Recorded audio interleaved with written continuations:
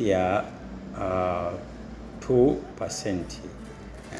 Kwa hiyo tube yake inakuwa namna hii,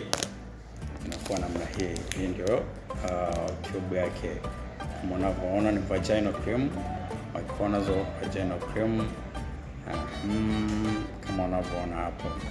Sasa katika kundi hili za kupaka ni hizi, lakini inaweza ikawepo za kampuni nyingine tofauti, lakini za kupachika kama nilivyokuonesha ile ya mwanzo, kuna ya kupachika pia nyingine ambayo ni hii.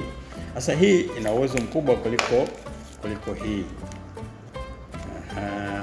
Yaani inamaanisha hii box lake ndio hili hapa.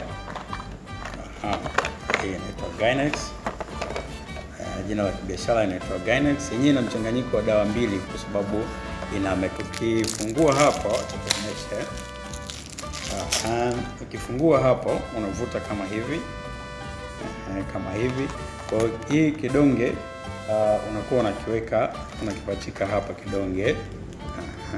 Unapachika hapa. Sasa ukishapachika hapa kidonge, wakati umevuta namna hii unajiingiza ukeni. Kisha jiingiza ukeni at least kufikia urefu kama huu, urefu wa kidole chako cha kati. Alafu unakuja unapush hii. Sasa ukipush hii unakuta kuna kitu kanasogea hapo.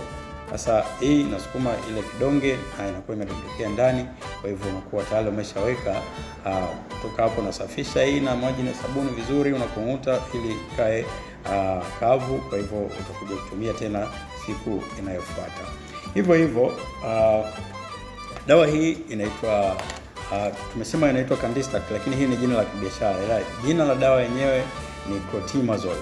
Hii ni Clotimazole Vaginal Pessaries, ambapo kuna vaginal cream yake ambayo ndio inakuwa ni hii.